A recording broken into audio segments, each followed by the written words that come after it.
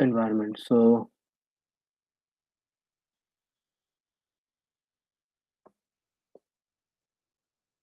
if you see, so many things we have done in this Docker thing, right? Like Docker images. So we have lots of images downloaded from Docker Hub, right? So that day, Roshan, you asked me, right? What is this U means? So U means used. These images are in use with some of the containers which are running. So suppose if I want to delete this particular image, copy Docker image. Okay. RMI is the command to delete Docker image, right? If I press Docker RMI and press the image which I have copied here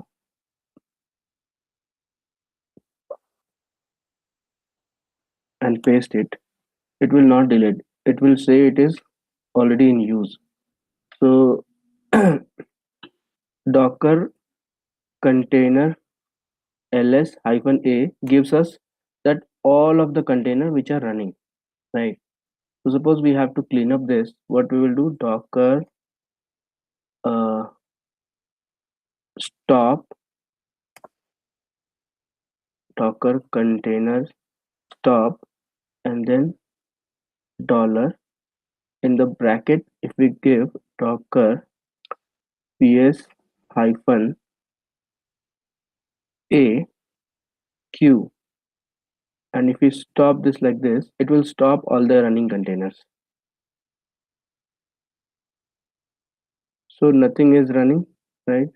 Docker container ls, there's nothing running, but we have to stop, we have to remove the stopped one as well, right? So what we'll do, Docker rm, Docker container rm means remove.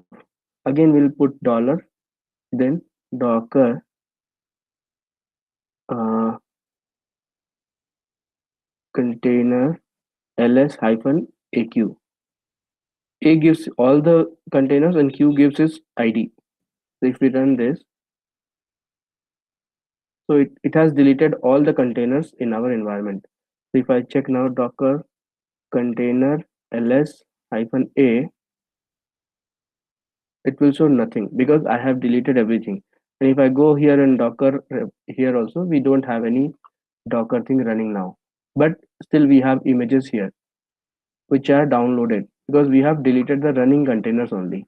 So these are the images which are downloaded. So what we will do, we'll clean up this as well. So Docker RMI dollar, inside that we have one more command called Docker images hyphen aq.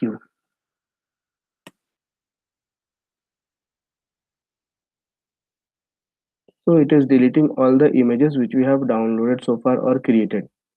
Everything got deleted.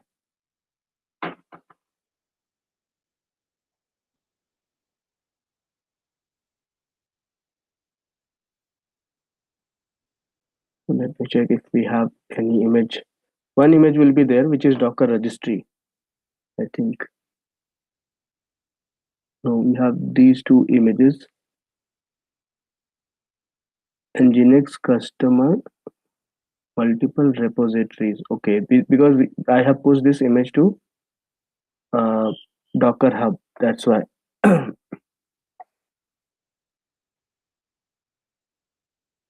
So if I have to remove this, we can use RMI hyphen F. Forcefully, we can delete these images as well.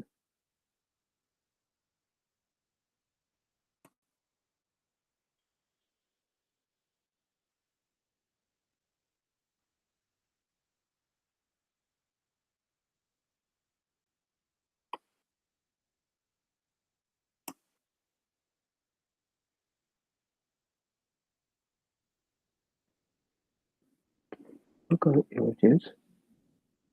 Now we don't have any image. Docker container ls hyphen a, and no container is running, no images are there, everything is clean, right? So this is how we do cleanups.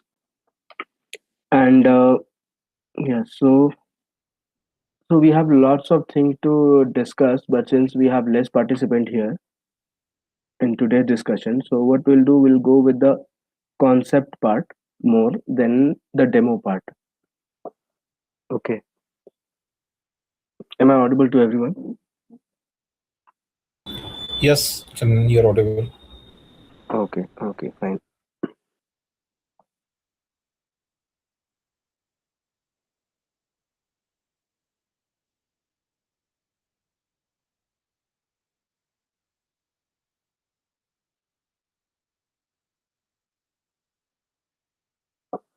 So far we are learning Docker. So why we need Docker, right? So it has solved many problems like traditional infra issues like hardware, operating system, libraries, dependencies, and on top of that, these applications we can run database, app server, web server, anything.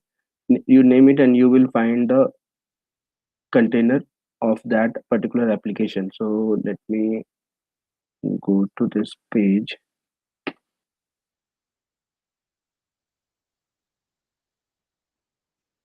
This is Docker Hub, right? Uh,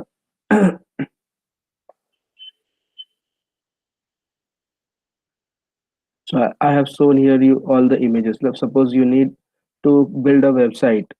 So so we have WordPress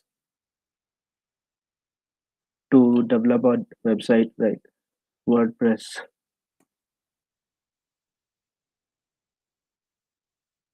This is WordPress Docker official image.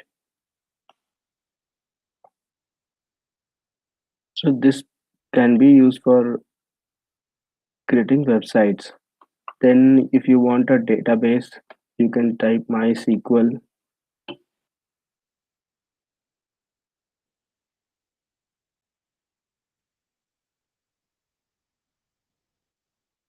So you will have Docker official image of MySQL. So this can work as a small database for you, and you can connect these containers together like web server, application server, and database server. Everything will be connected to each other, and then it can work. But this is not the way industry uses these container images. So in industry, we have orchestration tools, different orchestration tool, which is using this image, or they are building their own image, custom images. So they will use the base image as it is, and then on top of that, they will use the install their applications, and then they will use. So this is Docker Hub. So I'll go back to our this thing.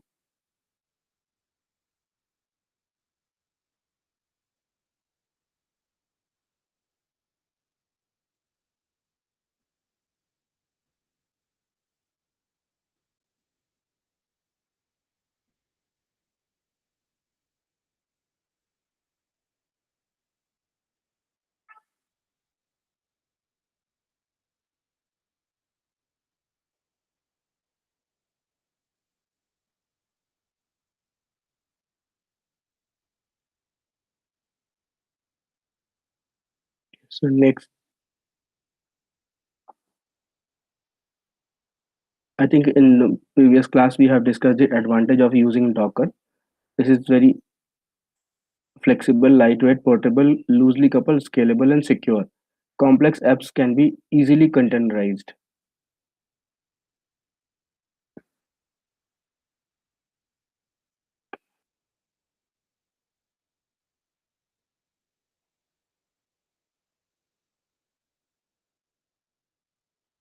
And container use fewer resources than virtual machine. Virtual machine is using more resources compared to containers. And this is portable, like it can you can move your container images from one system to another system easily. Like you can tar it, you can create a tar file of the image and then move it. We'll see in those things in demo. So also you can create your image and push into Docker Hub, and from Docker Hub someone can download if it is publicly available.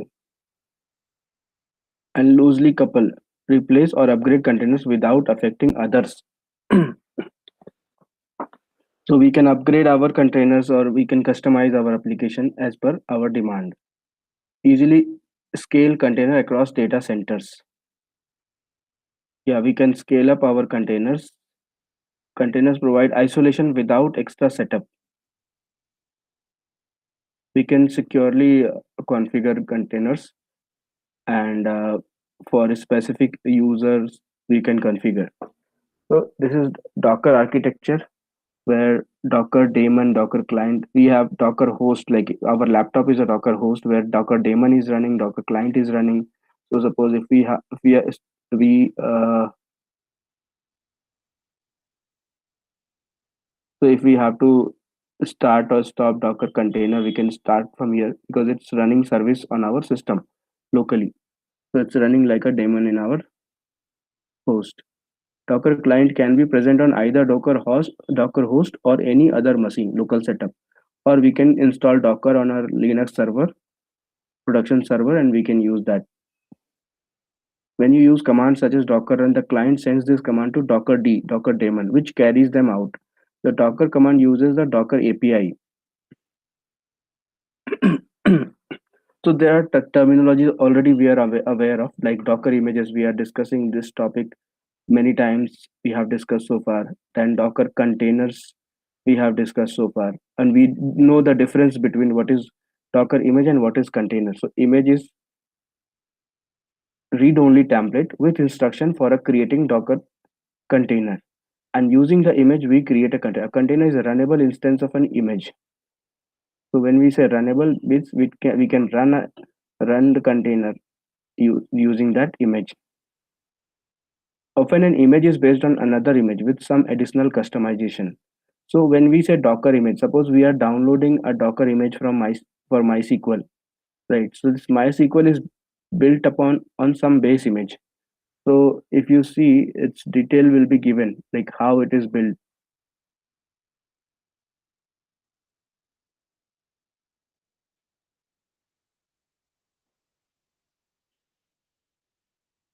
So basically, all the images are built from scratch. Like first will be scratch, and on top of that, some OS will be installed, and then on top of that, MySQL or anything you want to install, and that will called as MySQL. If you install Python, so it will become Python. If you install Nginx, so it will become Nginx image. So basically, what we are giving OS and dependencies and libraries to this container. Then it becomes container.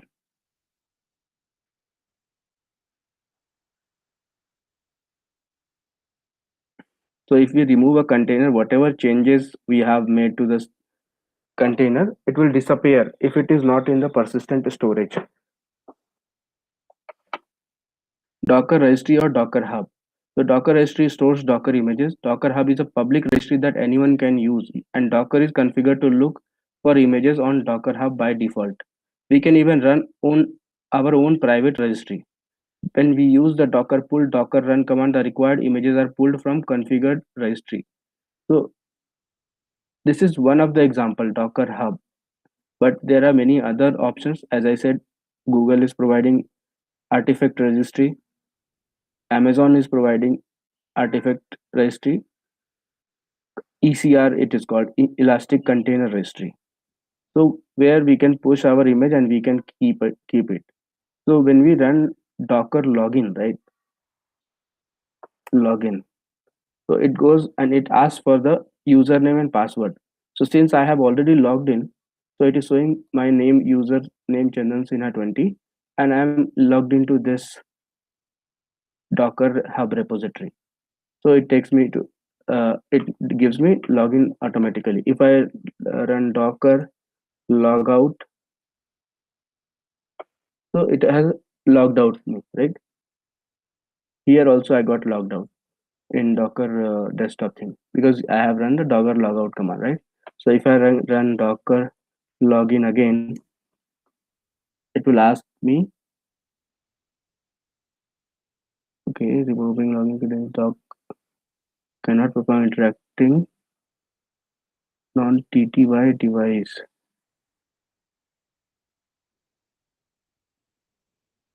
Okay, let me sign in from here.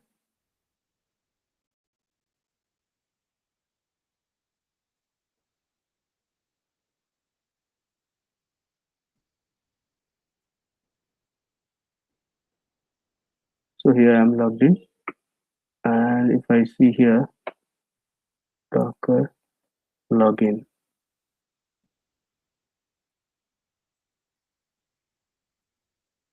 login succeeded. So this way we can log into Docker Hub.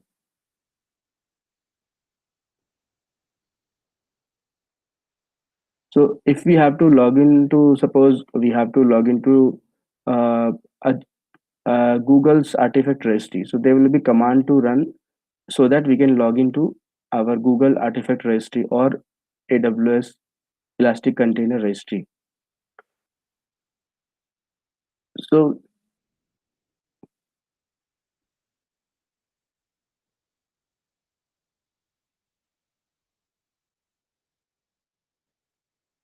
we go back to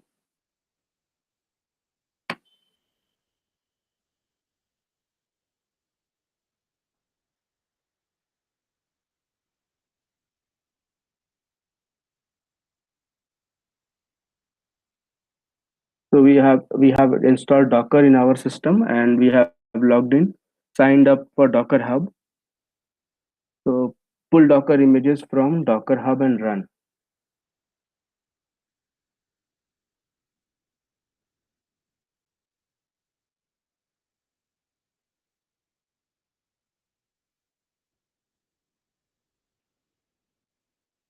Yes, so these are the basic commands. Docker image from Docker Hub, Docker pull, and we have to give the name of the image, and it will pull it from there. And if we have to run that container, we can run Docker run, and then hyphen name we can give, and then port, which port we want to run, and then it should be in detached mode so that your terminal will be free for other things. Then we can connect to Docker container using this command docker exec. We have seen this couple of times. Okay, then docker start stop, that options we have. Then docker rm we can remove. So as of now we have removed all the container images, we don't have any.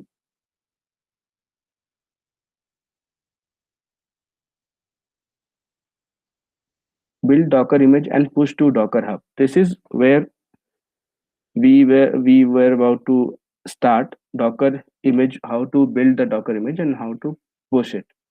So what is a Docker file?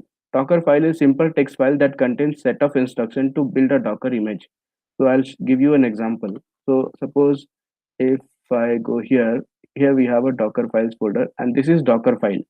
And if in VS Code, when you install a plugin called Docker, so wait a minute, not here, here we have a plugin called Docker. So if you install this Docker thing, right? So this is given by Microsoft.com. So using this will help you in writing Docker file and all, like the kind of support it gives. Also, VS Code detects automatically when you create a Docker file. You just give it a name, Docker file, and it gives a symbol like this, which represents a Docker file. And the syntax used while creating Docker file is must be followed like this. It should start with capital D always. You can't write a small Docker file like Docker file. A file or folder Docker file already exists at this location. Please choose a different name. Suppose we rename it to -1, and then we create a new file, Docker file. Okay, it detects Docker file if you give name, whether it is capital or small, doesn't matter.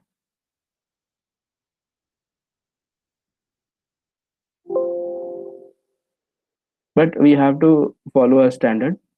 Like we have to, even if we keep a name Docker file -1, and when we will try to build the image, it will fail as of now. I'll tell you why. I'll show you in the example. I'll open integrated terminal here.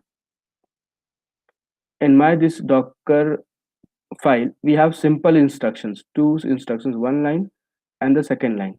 First line it says I am going to use a base image of Nginx, and the second line says copy index.html to this path of on the on the Docker container. So this is, if you see this path, it shows a Linux path, right? Slash usr sayers slash nginx slash html. So when we are running nginx, it's basically a Linux machine.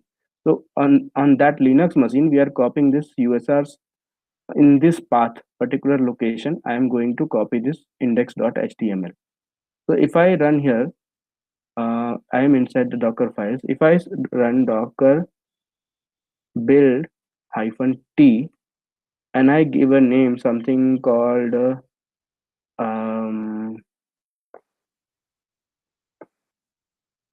test container, okay, and if I mention dot means it is going to check my local work directory whether we have Docker file or not. So when I run this, it will say I'm not able to find a Docker file. See, fail to build, fail to solve, fail to read Docker file, right? The reason is because I have given -1. If I rename this to Docker file and then run the same command, I'll clear the screen, or yeah, I'll rerun the same command.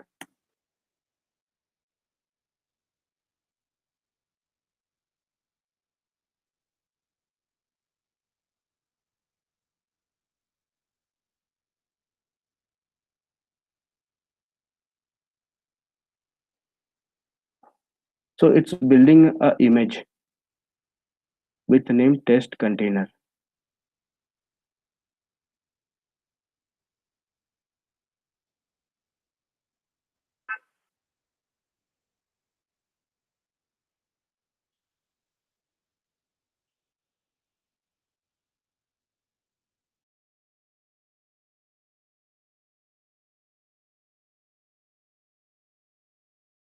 How much it is taking?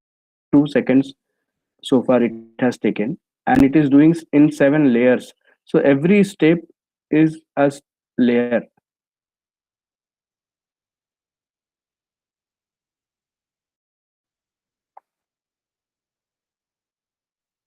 So for the first time, it is taking time because what it is doing, it is downloading the Nginx from Docker Hub, and on top of that, it is copying this thing.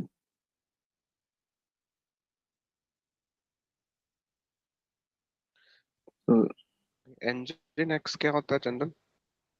It's a web server. इस पे कोई भी website launch करना है ना, तो Nginx, उस किसी भी सर्वर पे Nginx डालो, या HTTPD या Apache Tomcat, या अगर विंडोज है तो HTTPD भी इंस्टॉल कर सकते हैं उस पे. मतलब अपने लैपटॉप को भी हम लोग एक वेब सर्वर बना सकते हैं. अगर मैं अपने लैपटॉप को वेब सर्वर बना दूं और अपने सर्वर की आईपी को एक डोमेन नेम दे दूं, तो तुम उस डोमेन नेम को एक्सेस करोगे और मेरे लैपटॉप का सारा कुछ एक्सेस कर सकते हो. मतलब जो जो मैं अलाउ करूंगा अपने लैपटॉप से. तो जैसे हम google.com करते हैं तो गूगल का वेबसाइट खुल जाता है. तो अगर मैं अपने लैपटॉप को ही एक वेबसाइट बना दूं और अपने लैपटॉप को वेबसाइट बना के लॉन्च कर दूं, तो मेरे लैपटॉप से लोग एक्सेस कर सकेंगे. लेकिन जब मैं लैपटॉप शट डाउन कर दूंगा तो वो वेबसाइट भी डाउन हो जाएगा. तो उसके लिए ये चीजें इंस्टॉल होती है कि वेब सर्वर बनाना है तो Nginx डाल दो. तो ऑर्गेनाइजेशन इसको कैसे यूटिलाइज करती है, यूज ऑर्गेनाइजेशन करती है? कैसे करती है? जैसे जो टीम को बोलेगी कि मुझे एक वेब सर्वर चाहिए, तो वेब सर्वर बनाने के लिए सबसे पहले सर्वर पे जो भी रिक्वायर्ड ये चीजें हैं, जैसे ये Nginx वगैरह चाहिए, सब कुछ कॉन्फ़िगर करना पड़ेगा, राइट. उसके बाद जो वेब डेवलपर होते हैं, जो फ्रंट एंड डेवलप करते हैं, जो वेबसाइट बनाते हैं, राइट, तो वो लोग ये index.html फाइल बनाएंगे या PHP वाला फाइल बनाएंगे, ऐसा करके। ये एक HTML फाइल है जिसमें डॉक टाइप HTML लिखा गया है, फिर ऊपर से ऐसे लिखा गया है, फिर उन्होंने क्या किया, ये इमेज में दिखा दिया कि बैकग्राउंड कलर ऐसा रहेगा, उसमें फॉन्ट ऐसा रहेगा। ठीक है। और उसके बाद बॉडी में डाल दिया क्या क्या आएगा, वेलकम टू डेवऑप्स क्लासेस। तो जब ये वेबसाइट लॉन्च होगा तो उसके पहले स्क्रीन पे ये चीज़ दिखेगा, जो भी चीज़ हम बॉडी में मेंशन करेंगे। तो ये एक्चुअली फ्रंट एंड डेवलपर्स ज़्यादा डिटेल में जानते हैं कि उनको वेबसाइट बनाने में क्या क्या चीज़ें लिखनी है। लेकिन उनके लिए जो हम इन्वायरमेंट प्रिपेयर करके देते हैं, सपोज प्लेटफॉर्म बना के दे रहे हैं कि ये लो, इस प्लेटफॉर्म पे अपना इमेज फाइल कॉपी करो, nginx की फाइल्स जो index.html या PHP की फाइल, और तुम अपना वेबसाइट रन करो उस पर। तो बेसिकली डेवलपर्स जो होते हैं, वेब डेवलपर्स, उनको भी जरूरत पड़ती है कि मेरे लिए इन्वायरमेंट रेडी करके दे दो, क्योंकि वो अपना पार्ट जानते हैं कि मुझे क्या लिखना है, HTML फाइल लिखना है, PHP फाइल लिखना है, बट उनको ये नहीं पता कि इसको डिप्लॉयमेंट कैसे करना है। तो इसीलिए ज़रूरत पड़ती है डेवऑप्स इंजीनियर्स की, क्योंकि ऑपरेशन साइड का उसको नहीं पता किस सर्वर पे रनना है, उसका कितना कैपेसिटी, कितना CPU मेमोरी लगेगा।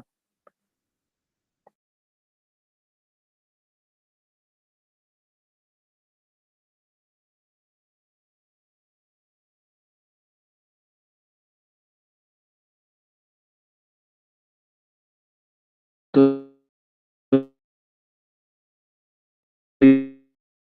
ये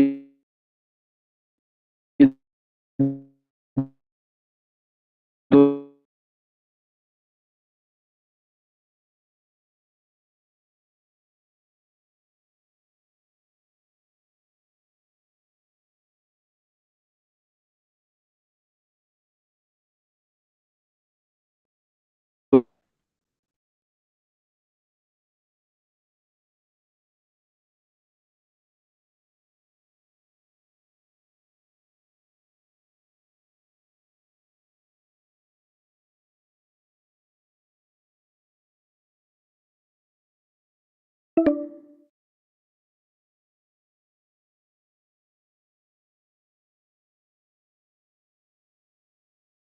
इसको करेंगे Docker run hyphen detached mode में करेंगे, क्योंकि अभी यहाँ पे रन करेंगे तो स्क्रीन पे रन होने लगेगा। तो डिटैच मोड में बैकग्राउंड में रन होगा। हाइफन हाइफन नेम देंगे इसको, सपोज वेब सर्वर देते हैं। ठीक है। और एक मिनट,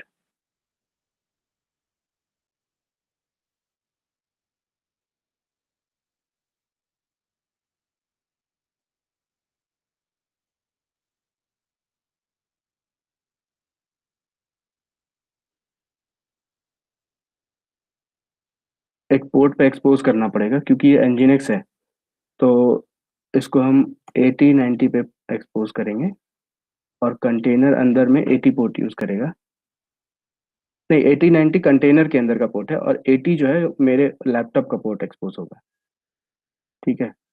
और तो चंदन, यहाँ हम्म, पे 8090 जो पोर्ट है ये हम डिसाइड करते हैं कि ऑटोमेटिकली प्री डिफाइन रहता है, ये कैसे रहता है डिसाइड?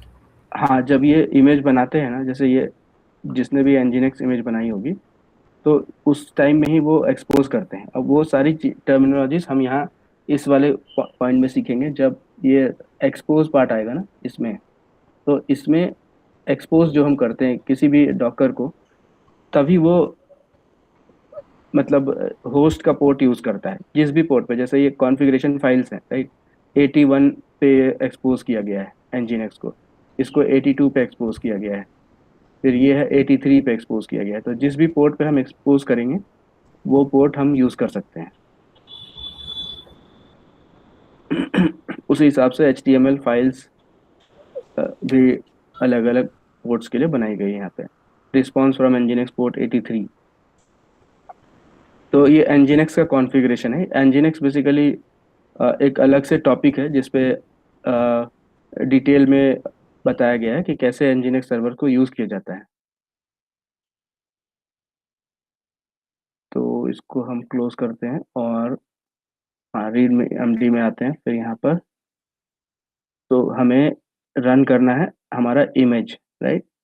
तो अभी तक तो हम इसको कॉपी करेंगे और इस इमेज को पेस्ट करेंगे यहाँ पे। अब हम इसको रन करने जा रहे हैं। तो जब ये रन होगा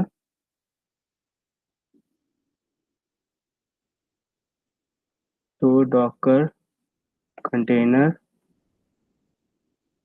ls करेंगे।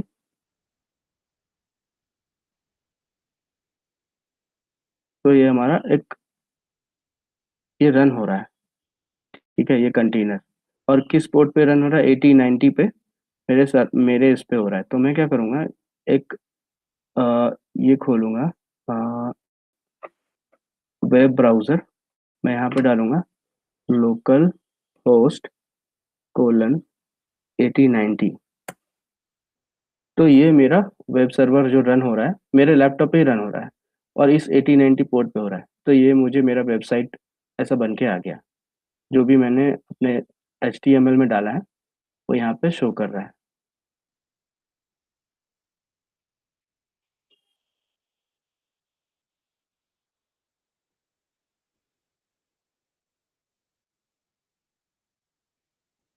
तो ये मेरा HTML index.html जो था ये उसके अंदर यहाँ पे मैंने मूव कर दिया, कॉपी कमांड।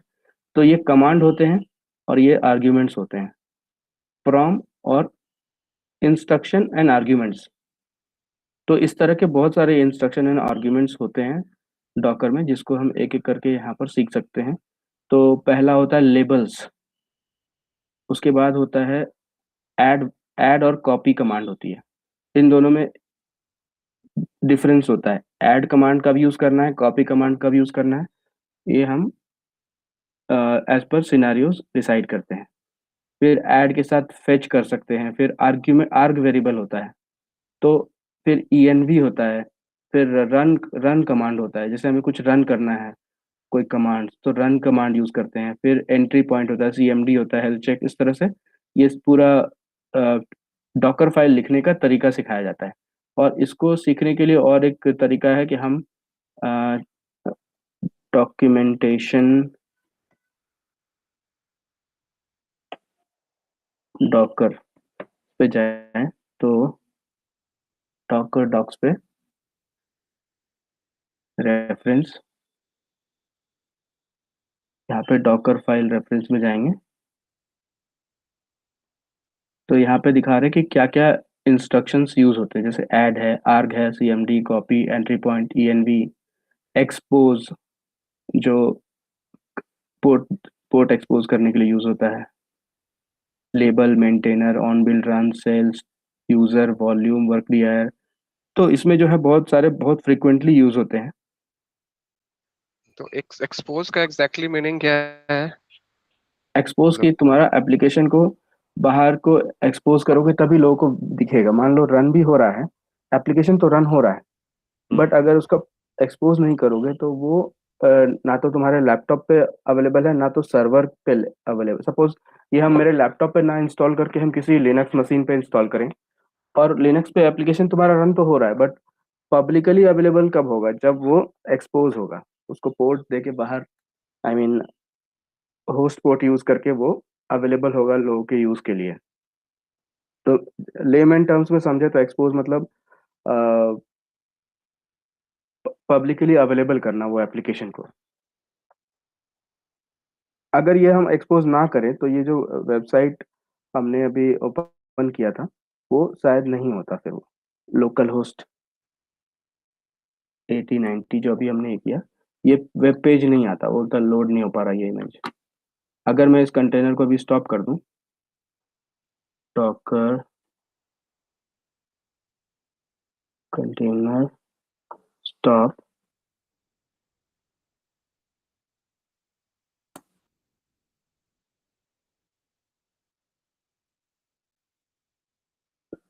अब मैं अगर इसको पेज को रिफ्रेश करूं तो बोला the site can't be reached.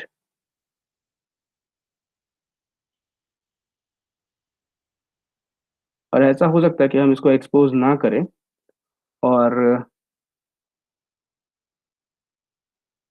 और हम उस पर लॉग इन करके देख सकते हैं। अभी वापस मैं डॉकर कंटेनर स्टार्ट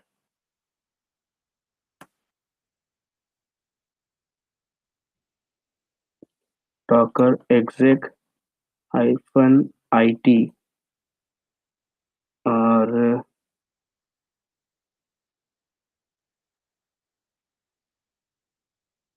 -it और वेब सर्वर, और ये भी ले सकते हैं, ये bin sh।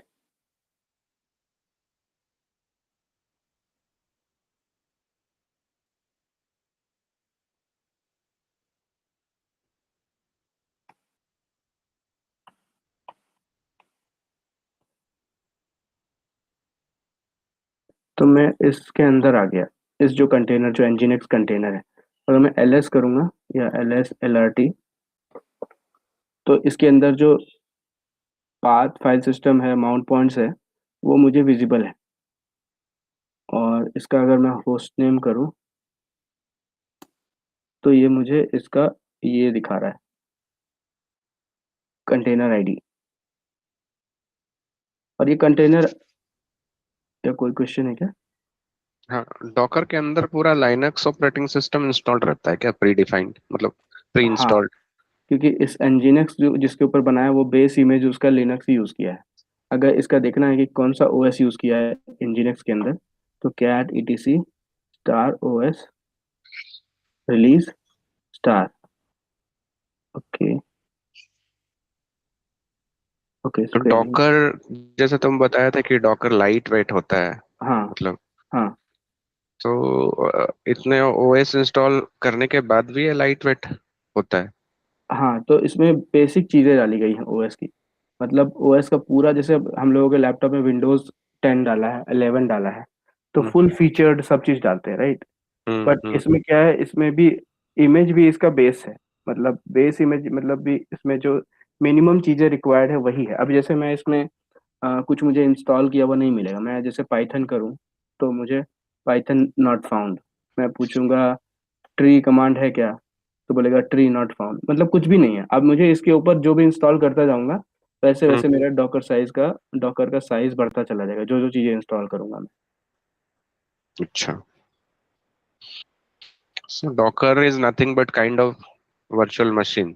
हाँ, प्लेन ओएस दे दिया है, साथ में डिपेंडेंसीज जो भी चाहिए, और बाकी अपने उसके ऊपर बनाते चलो। कुछ बनाना है तो मैं अपना nginx custom nginx container image बनाना है तो बना लो। ये nginx मैंने डॉकर हब से डाउनलोड किया, बट हम्म। यही मैं अपना भी बना सकता हूँ। उस nginx पे मेरे सब कुछ इंस्टॉल्ड रहेगा पहले से। पाइथन चाहिए तो पाइथन, गो चाहिए तो गो लैंग्वेज, जो मैं चाहूँ उस पर इंस्टॉल कर सकता हूँ।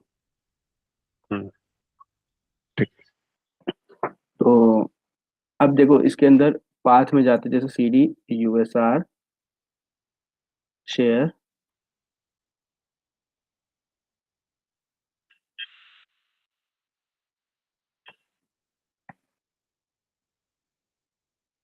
nginx ls करूंगा तो इसके अंदर एक html फाइल है, cd html। अब इसके अंदर जाऊंगा html के अंदर, तो ये दो फाइल है, कैट करूंगा मैं इंडेक्स डॉट html को।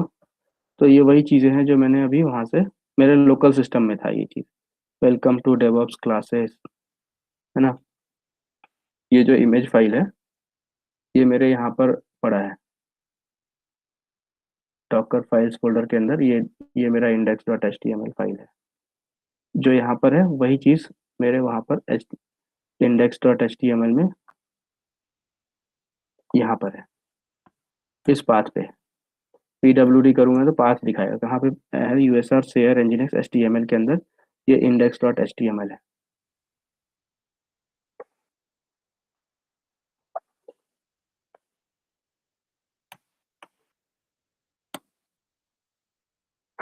अब मैं कंटेनर से बाहर आ गया।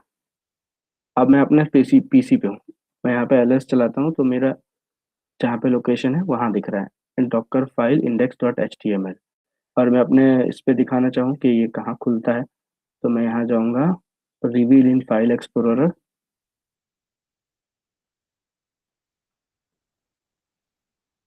तो मेरे यहाँ पे ये फोल्डर है, इसके अंदर मेरा डॉकर फाइल और index.html है मेरे लैपटॉप के अंदर सी ड्राइव में, इस पाथ पे।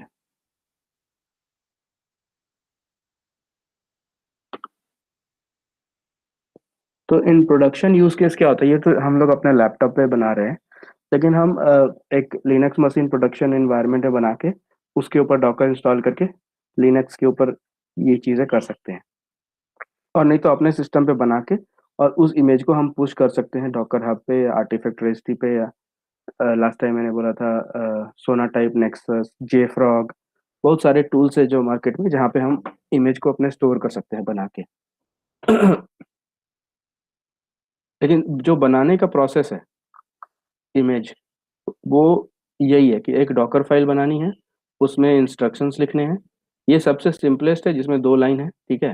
फिर आगे अगर जैसे हम जाएंगे, जैसे सपोज हेल्थ चेक वाले में चलते हैं, यहाँ पे एक डॉकर फाइल है, इसको ओपन करते हैं। देखो इसमें बहुत कुछ है। पहले यहाँ पे एक nginx का इमेज लिया, उसके ऊपर लेबल्स लगाए, फिर उस पे रन कमांड से एक कर्ल यूटिलिटी इंस्टॉल किया। कर्ल कमांड होता है वेबसाइट्स को कॉल करने के लिए। फिर कॉपी यूज करते हैं कॉपी करने के लिए फाइल को, जो पहले भी हम देख चुके हैं। फिर हेल्थ चेक कमांड होता है, हेल्थ चेक इंस्ट्रक्शन, इससे यूज करके हम कंटेनर का हेल्थ चेक मॉनिटर कर सकते हैं कि मेरा कंटेनर डाउन तो नहीं है। तो वो क्या करेगा, एवरी स्पेसिफिक इंटरवल्स पे वो एक पिंग भेजेगा, कर्ल कर्ल भेजेगा उसको, वो बताएगा वेदर वो रिस्पॉन्ड कर रहा है कि नहीं। तो उससे कंटेनर का हेल्थ चेक पता रहेगा। तो इसी तरह बहुत सारे पॉइंट है। सीएमडी भी डिस्कस करना है। सीएमडी का क्या काम होता है, सीएमडी क्या होता है, जैसे भी कोई भी कंटेनर रन होता है ना, तो उसके साथ साथ कोई ना कोई एक सर्विस तो कुछ तो उसका काम होगा। कंटेनर स्टार्ट हो गया, स्टार्ट करने के बाद उसका कोई तो काम होगा। तो जैसे nginx-g daemon ऑफ, ये कमांड रन करेगा और इसका nginx सर्विसेज स्टार्ट हो जाएगा इस सर्वर पे। तो जब ये कंटेनर रन करेगा, इसका लास्ट स्टेप ये होगा सीएमडी। सीएमडी की जगह एक और चीज होती है एंट्री पॉइंट, वो भी सिमिलर होता है। एंट्री पॉइंट क्या करेगा, जो भी मैं इसको इंस्ट्रक्शन दूंगा वो करेगा। मैं बोलूंगा इको चंदन, तो वो इको चंदन करेगा। तो एंट्री पॉइंट और सीएमडी सिमिलर होते हैं, बट उसमें कुछ डिफरेंस होता है जो हम लोग आगे डिस्कस करेंगे। फिर ईएनवी इन्वायरमेंट होता है, राइट। ईएनवी इन्वायरमेंट सेटिंग्स के लिए होता है। जैसे कोई ये बनाया, सपोज ये एक एप्लीकेशन है जो पाइथन में बनाई गई है, पाइथन में भी वेब सर्वर बना सकते हैं, तो उसके लिए फ्लास्क यूज होता है। nginx नहीं यूज करके फ्लास्क यूज करके हम एक वेबसाइट बना सकते हैं। तो जैसे कि इन्वायरमेंट डिफाइन करते हैं कि जैसे इन्वायरमेंट डेव है या क्या है, कोई भी हम वैल्यू पास करना चाहते हैं। जैसे हमारा विंडोज में भी अब देखोगे तो env अगर मैं टाइप करूं तो edit the system environment variables होता है, राइट। यहाँ पे एनवायरनमेंट वेरिएबल्स में जाओगे तो हम लोग पाथ सेट करते हैं। सपोज कोई सॉफ्टवेयर तुम इंस्टॉल किए, जैसे मैंने टेराफॉर्म इंस्टॉल किया, तो उसका मुझे पाथ सेट करना पड़ेगा सो दैट कि मैं कहीं से भी पाइथन को, सॉरी, टेराफॉर्म को एक्सेस कर सकूं। जैसे ये वीएस कोड का पाथ है, राइट। वीएस कोड इंस्टॉल हुआ है, तो इसका पाथ ये studio start menu, studio path, ये सब ऐसे सेट करना पड़ता है कुछ एप्लीकेशंस के लिए। वैसे हम लोग नॉर्मली कोई भी सॉफ्टवेयर इंस्टॉल करते हैं तो क्लिक करते हैं और install install next next next करते हैं और वो इंस्टॉल हो जाता है।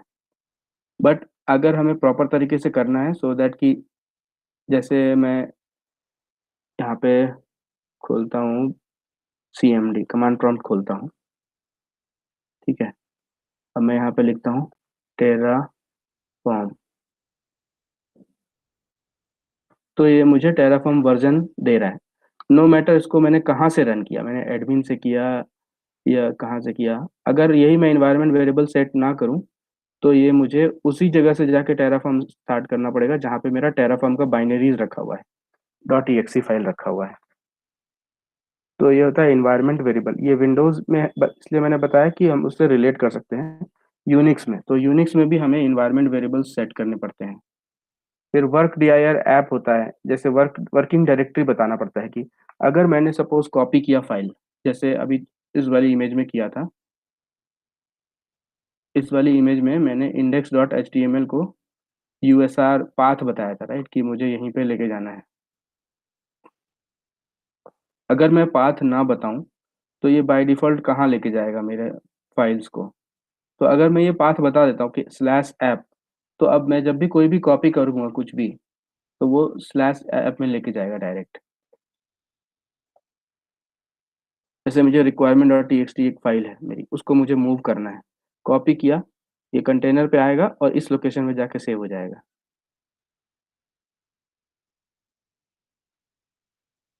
जैसे ये टेम्पलेट्स है, टेम्पलेट्स जाएगा डॉट स्लैश टेम्पलेट्स के अंदर कॉपी हो जाएगा, लेकिन वो ऐप के अंदर ही होगा, इसके अंदर। और लास्ट में cmd कमांड चलेगी, पाइथन डॉट ऐप। तो ये सारे इंस्ट्रक्शन है, ये पूरा प्रोसेस बताता है कि हम कैसे एक डॉकर इमेज को क्रिएट करते हैं। तो उसके लिए हमें क्या लिखना पड़ेगा, डॉकर फाइल। और डॉकर फाइल लिखने का तरीका क्या है, स्टेप बाय स्टेप हम ऐड करते जाएंगे अपना पॉइंट, क्या क्या चाहिए हमें, क्या हमारी रिक्वायरमेंट है।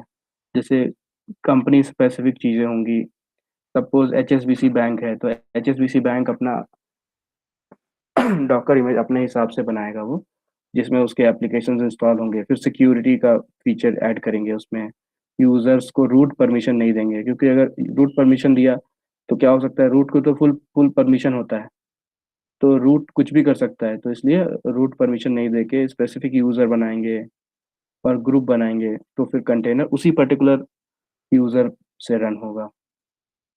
तो बहुत चीज़ें हैं जो डॉकर फाइल लिखने के टाइम पे कंसीडर की जाती है। तो हम चलते हैं वापस पीपीटी पे। तो ये डॉकर फाइल लिखने के तरीके हैं। डॉकर फाइल लिखो और इमेज बिल्ड करो, और फिर इस इमेज को पुश कर दो जहां पर भी स्टोर करके रखना है image, so that other teams को भी रिक्वायरमेंट हुई कि मुझे ये डॉकर इमेज चाहिए, तो डॉकर इमेज पुल करके वो अपने इन्वायरमेंट में उसको यूज कर सकती है। With in the company shared environment होगा जो इमेजेस को यूज कर सकते हैं वो। जैसे मेरी कंपनी में वो लोग डॉकर इमेजेस को आर्टिफैक्ट रेजिस्ट्री में भी रखते हैं, बट मोस्टली नेक्सस रिपोजिटरी में रखते हैं। तो हमें वहां से डॉकर इमेजेस को पुल करके उसको यूज करना होता है, डिप्लॉय करना होता है, इंस्टॉल करना। क्यूबरनेटिस क्लस्टर में डिप्लॉय करना है तो हमें डॉकर इमेजेस को पुल करना है लोकली, या फिर हम डिप्लॉयमेंट फाइल में उसका पाथ दे देते हैं, बट उसका एक्सेस होना चाहिए, वरना नेक्सस से वो पुल नहीं कर पाएगा। तो परमिशन होनी चाहिए क्यूबरनेटिस को। तो ये नेक्सस एक खुद एप्लीकेशन है या फिर क्या है Nexus? Because we are also using Nexus, hmm. उसके बारे में। नेक्सस क्या है, एक तो वेबसाइट है इनकी, जैसे सोना टाइप, सोना टाइप नेक्सस रिपोजिटरी है ना। इसमें या तो जैसे डॉकर हब होता है वैसा अपना अकाउंट बना लेते हैं। एंटरप्राइज क्लास के लिए, जैसे कंपनीज के लिए अलग होता है प्लान, सब्सक्रिप्शन प्लान्स, राइट। और अपना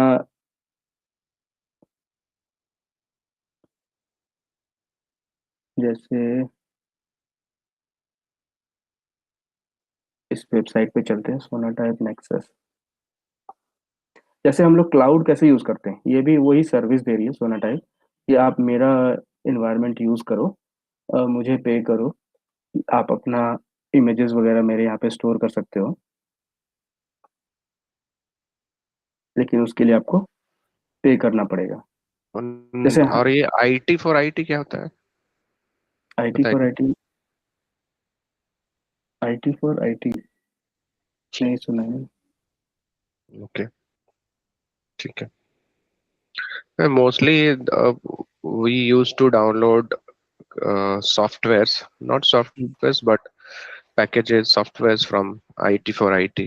So just I wanted to check if you, ठीक ओके, है। हो सकता है वो सॉफ्टवेयर सेंटर रखते हैं। हाँ, काइंड ऑफ। जैसे हाँ, जैसे हम लोग सर्विस नाउ पर रिक्वेस्ट रेज करते हैं कि हमें जैसे VS कोड मुझे अपने लैपटॉप में चाहिए, तो मैं एक सर्विस नाउ रिक्वेस्ट रेज करूंगा, फिर वो अप्रूव होगा, फिर मैं सॉफ्टवेयर सेंटर में जाके वहां से डाउनलोड करके इंस्टॉल कर सकता हूँ अपने सिस्टम में।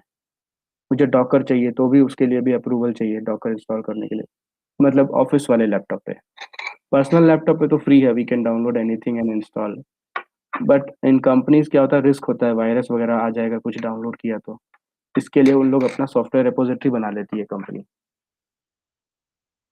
और अच्छा। वहाँ पे सारे सॉफ्टवेयर रख लेती है। पाइथन वर्जन चाहिए तो वहाँ से उठा लो। तो जैसे क्लाउड होता है वैसे ही सोना टाइप अपना वो देता है कि आप मेरे यहाँ पे अकाउंट बनाओ और आप अपना रिपोजिटरी यूज करो, या गूगल का यूज कर लो, या AWS का ECR यूज कर लो। मोस्टली जो जैसे क्लाउड वाले हैं वो लोग तो वो सब भी यूज करते हैं कुबरनिटीज के लिए, एक्सेस के लिए। और जो कमांड रेफरेंस है डॉकर का, वो यहाँ से मिल जाता है, जितने भी कमांड्स होते हैं डॉकर के सारे कमांड्स मिल जाएंगे यहाँ पर। जैसे डॉकर PS कमांड है, ठीक है, तो अब ये डॉकर PS कमांड जो है पहले जो होता था, अब वो डॉक्टर डॉकर कंटेनर LS में कन्वर्ट हो गया है, इन लोगों ने चेंजेस किए हैं। पहले डॉकर PS चलता था, फिर बोला कि इसको करते हैं डॉकर कंटेनर LS, लेकिन अभी भी डॉक्टर डॉकर PS चलता है। कुछ लोग डॉकर PS यूज करते हैं, कुछ लोग Docker LS use container LS use करते हैं। बट स्टैंडर्ड उन्होंने ऐसा सेट किया है कि ऐसे ऐसे रन करना है। इतनी सारी कमांड है, Docker container, commit, CP, create, diff, exec, export. तो अलग अलग जगह पे जैसे कंटेनर लॉग्स करके है ना, तो हम भी चेक कर लेते हैं इसमें। डॉकर हमारा एक वो रन हो रहा है, कंटेनर डॉकर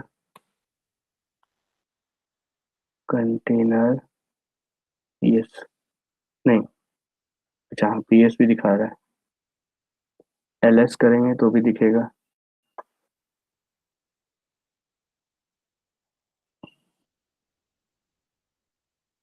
हाँ, डॉकर कंटेनर लॉग्स, लॉग्स करेंगे और हम इस वेब सर्वर का इसको पेस्ट करेंगे तो ये ना पूरा लॉग्स दिखाएगा कि वेब सर्वर के अंदर हो क्या रहा है, क्या क्या चीजें चल रही है अंदर।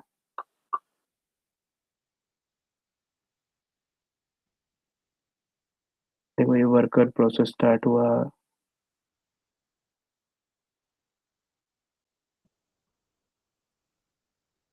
तो ये लॉग्स है कि कभी कोई एप्लीकेशन में इशू आ रहा है तो उसको एनालाइज करना है तो डॉकर की ये कमांड लॉग्स करके चेक कर सकते हैं।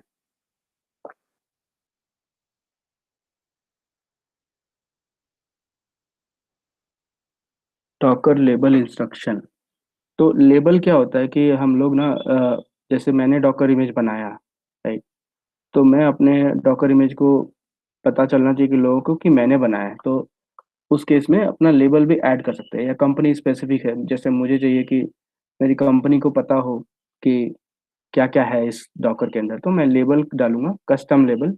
मेंटेनर में मैं अपना नाम डालूंगा, वर्जन डाल दूंगा कि इस वर्जन का मैंने डॉकर इमेज बनाया है, डिस्क्रिप्शन डाल दूंगा कि किस लिए बनाया, किस पर्पज से बनाया, सिंपल nginx एप्लीकेशन।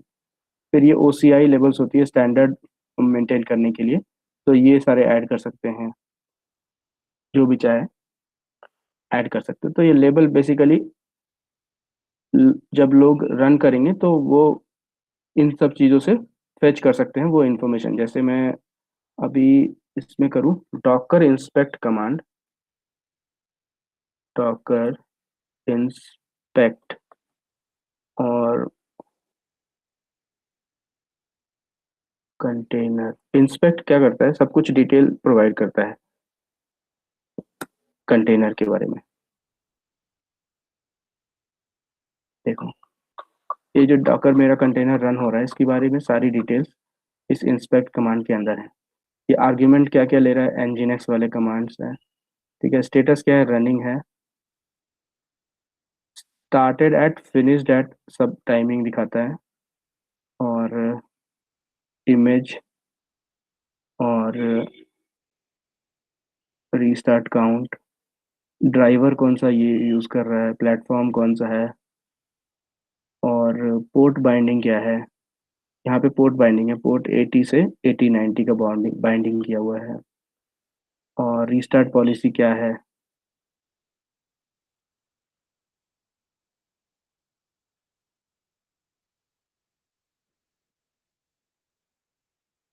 स्टोरेज कौन सा यूज कर रहा है,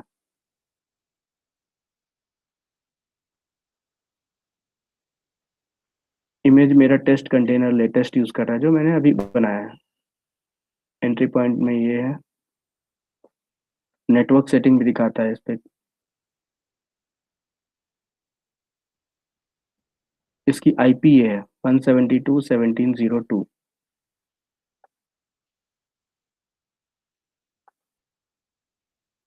और उसी तरह हम डॉकर कंटेनर को तो इंस्पेक्ट कर ही सकते हैं, साथ साथ डॉकर इमेज को भी इंस्पेक्ट कर सकते हैं।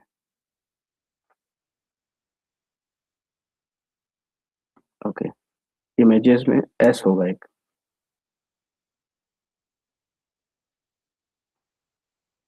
तो जैसे ये है मेरा डॉकर इमेज, इसको मैं करूँगा डॉकर इंस्पेक्ट।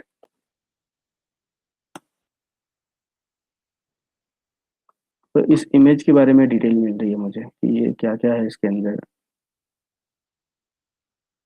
एक्सपोज पोर्ट क्या है, इन्वायरमेंट क्या सेट किया हुआ मैंने, एनजीएनएक्स वर्जन, ये वो path,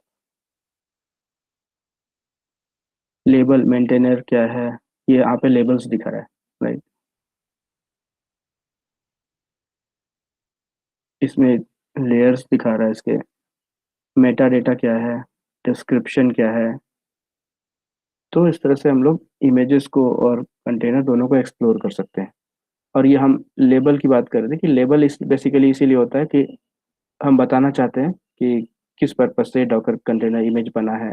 ads meta data to an image can have more than one label. Labels included in the base image are inherited by your image. If a label already exists but with a different value, the most recently applied value overrides any previously set values. तो क्या होता है, जैसे base image हमने use किया तो उसमें भी कुछ मेटा डेटा होगा और फिर हम भी उस पर ऐड कर रहे हैं अपना लेबल, तो वो इनहेरिट भी करता है, प्लस जो हमने डाला वो ओवरराइड हो जाता है उसके ऊपर। तो ये we can use Docker image inspect command, और ये जेसन यूज करके, जेसन का ये फिल्टर वो डिटेल दिखा देगा क्या क्या है। जैसे कि ये भी कर सकते हैं क्या, डॉकर इंस्पेक्ट पाइप ग्रेप, और मैं डालूं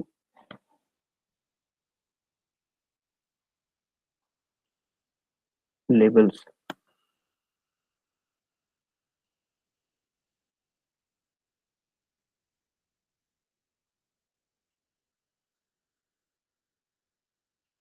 सिर्फ लेबल्स फेच करके दिया, वैसे वो जेसॉन कमांड जो है वो प्रॉपरली जो वो इमेज है वो देगा फेच करके। उसके बाद ऐड वर्सेस कॉपी इंस्ट्रक्शन होता है। ऐड और कॉपी में क्या डिफरेंस है ये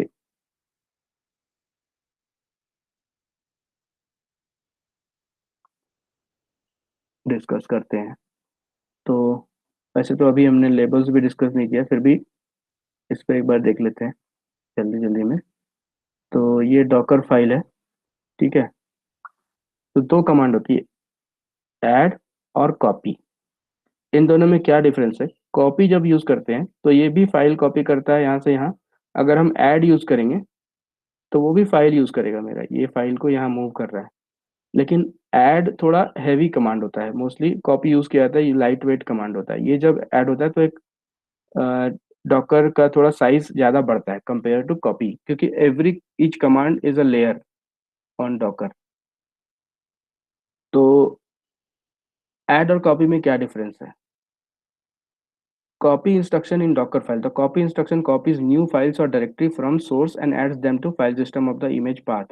तो ये जब रन हो रहा है, सपोज मेरे पास ये फाइल है, file 1 dot H T M L, file 2, file 3, file 4, file 5, index dot H T M L, ये सारी फाइल्स को अगर मैं डॉकर फाइल में बोल रहा हूँ कि copy file dot H T M L, सिर्फ ये फाइल को कॉपी करो, तो ये इसको इस पाथ में डाल देगा। लेकिन अगर मुझे इन सब का जिप करके, इन सबको जिप कर दिया मैंने, और जिप करके अ, एक टार फाइल बना ली,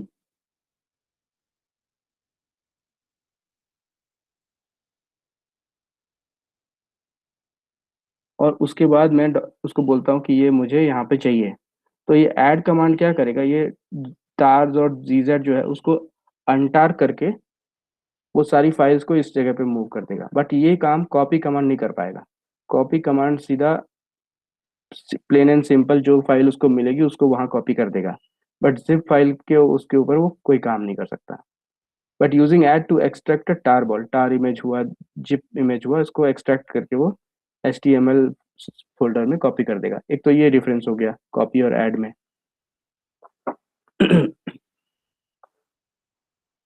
Files and directory can be copied from build context, build stage, named context and image. So build context क्या होता है?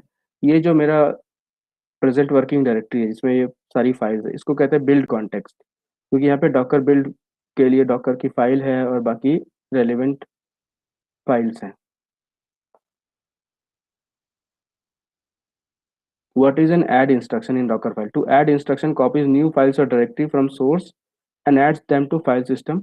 Files and directory can be copied from build context, remote URL, git। अच्छा हाँ, तो इसमें और क्या क्या कर सकते हैं? ऐड अगर जब कमांड यूज करते हैं तो हम गिटहब का यूआरएल भी डाल सकते हैं। गिटहब में मेरा डेटा पड़ा है, मैं उससे कॉपी करके यहाँ पर मूव कर सकता हूँ, या मैं किसी वेबसाइट से कुछ कॉपी डाउनलोड करके उसको यहाँ मूव कर सकता हूँ। बहुत सारे एग्जांपल्स मिलेंगे रियल इन्वायरमेंट में जब डॉकर इमेज बनाते हैं। जब हमें कोई एक पर्टिकुलर चीज़ इंटरनेट से चाहिए तो मैं उसका वेब यूआरएल भी डाल सकता हूँ और वहाँ से सीधा पुल कर सकता हूँ, अगर मेरे पास लोकली अवेलेबल नहीं है तो उस केस में ऐड इंस्ट्रक्शन काम आता है। कॉपी से वो नहीं होगा, कॉपी डाल के अगर वो इंटरनेट का यूआरएल डाला तो वो नहीं कॉपी करेगा, वहां से डाउनलोड नहीं कर पाएगा, लेकिन ऐड करेगा ये काम।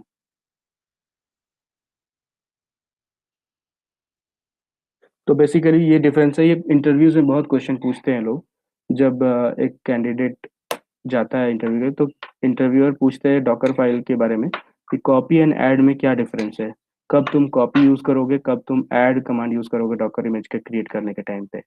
तो ये बेसिक डिफरेंस है। जैसे फाइल ट्रांसफर का जो कॉन्सेप्ट है कि copy file from build context, ये भी करता है, ऐड भी करता है, copies file from build context दोनों चीज सपोर्ट करता है। फिर टार आर्काइव एक्सट्रैक्शन, क्या ये एक्सट्रैक्ट करता है? नहीं करता है, पर ये ऐड में करता है। टार फाइल हो गया, जिप फाइल हो गया, उसको एक्सट्रैक्ट कर देगा। यूआरएल को सपोर्ट कॉपी कमांड नहीं करता है, ऐड कमांड करता है। परफॉर्मेंस, कॉपी का फास्टर होता है, लेस ओवरहेड होता है। ऐड कमांड का स्लो होता है, can be lower if using additional feature. ये स्लो बिल्ड करेगा इमेज इसकी वजह से, ऐड की वजह से। सिक्योरिटी, सेफ और local file transfer. Add command can introduce risk when fetching from URL. ये रिस्क होता है क्योंकि किसी वेबसाइट के यूआरएल से कोई डेटा पुल कर रहे हैं कंटेनर के अंदर, तो हो सकता है उसके साथ वो वायरस पुल कर ले या कुछ और रिस्की चीजें हो सकती है उसके साथ। यूज केस क्या क्या है? Preferred for all local file copies, use only for tar extraction और यूआरएल फेचिंग। तो इसको बेसिकली यूआरएल से डेटा डाउनलोड करना हो, टार एक्सट्रैक्ट करना हो, तब हम ऐड यूज करते हैं, अदरवाइज मोस्टली कॉपी यूज करते हैं। कॉपी कर सकते हैं सीधा फाइल यहाँ से अपने लोकल सिस्टम से कंटेनर के अंदर। ऐड कमांड का एक एग्जांपल है कि फेच कर सकते हैं फ्रॉम यूआरएल गिटहब। सपोज एक गिटहब है जहाँ पर फाइल्स पड़ी हैं और उसको हमें फेच करना है।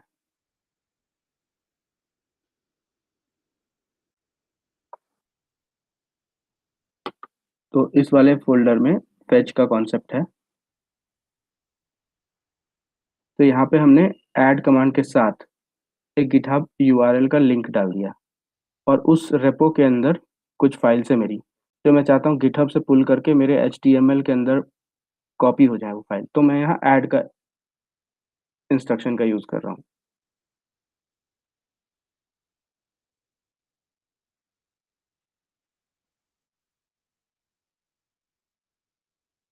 ओके, उसके बाद आता है आर्ग इंस्ट्रक्शन।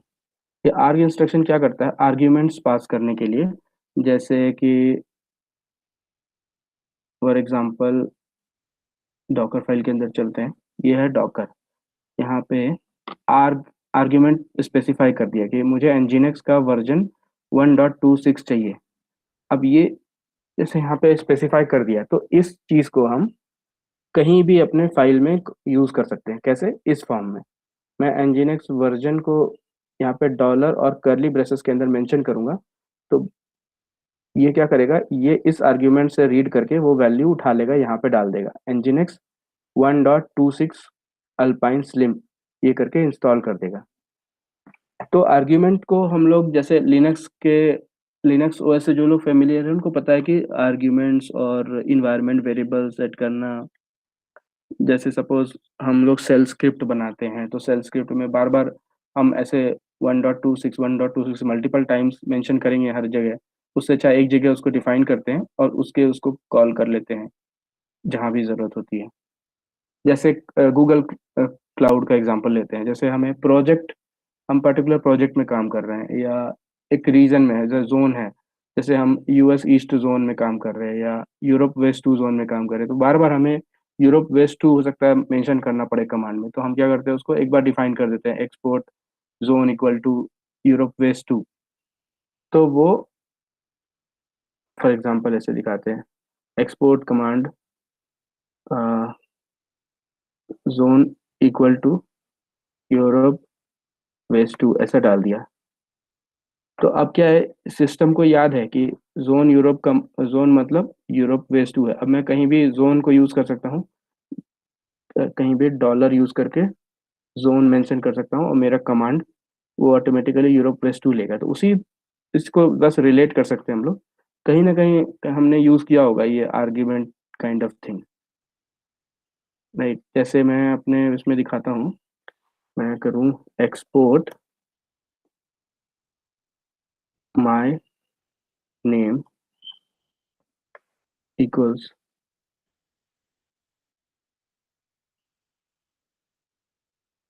ओके,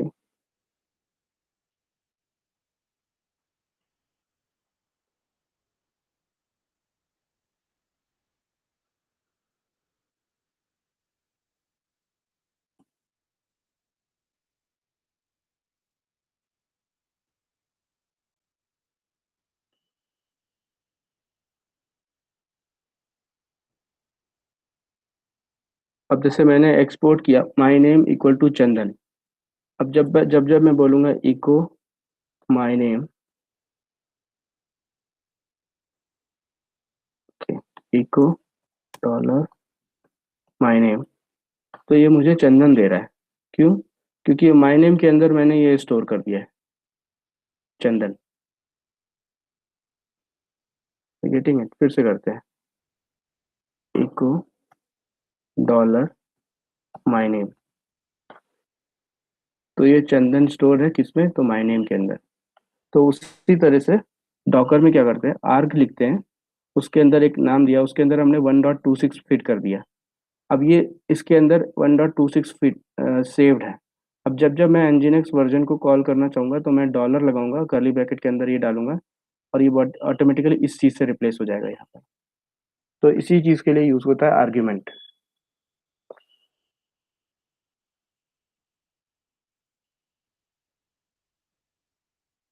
ये एक्चुअली डॉकर फाइल को ऑप्टिमाइज करने का एक तरीका है। तो फर्दर डिटेल में हम डिस्कस करेंगे, बट आज थोड़ा जल्दी वाइंड अप कर देते हैं। Any question, any one of you?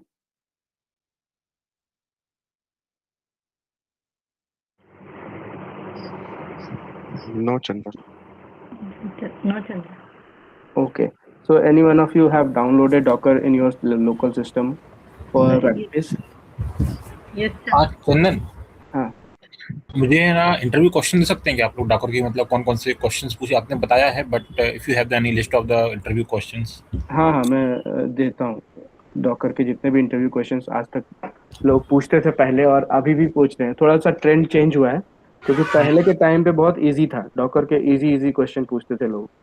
अब थोड़ा डीप में जाते हैं कि रियल यूज कैसे करते हो डॉकर इमेजेस, डॉकर को रियल एनवायरनमेंट में क्या यूज करते हो, क्योंकि थ्योरेटिकल लोग आजकल पूछते हैं, अभी भी ये सब चीजें पूछेंगे कि इसका क्या यूज है, उसका क्या यूज है, उसका क्या मतलब है, लेकिन फाइनली वो पूछते हैं कि आपने रियल एनवायरनमेंट में कैसे कैसे डॉकर इमेजेस बनाए हैं, क्या किए हैं, वो सब। तो थोड़ा सा उसका भी उस तरह का मैं प्रिपेयर करके आपको शेयर करता हूँ डॉकर इंटरव्यू क्वेश्चंस, ठीक है?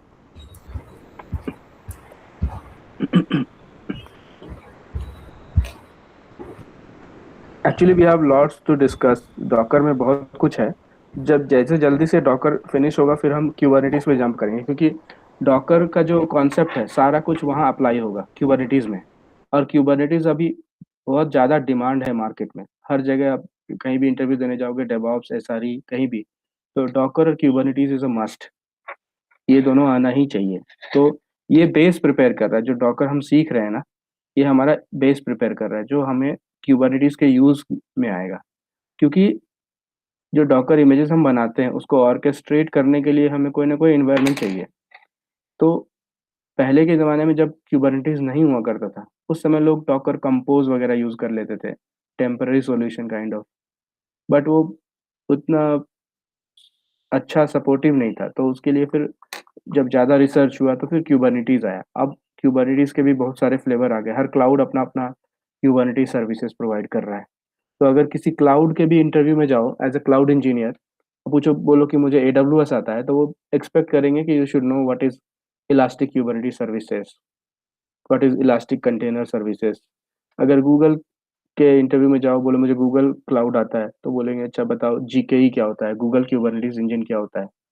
तो उन सब चीज़ों को जानने के लिए इसको डॉकर को जानना ज़रूरी है, तभी तो हमें पता चलेगा। इमेज तो हमने बिल्ड कर लिया, पुश कर दिया,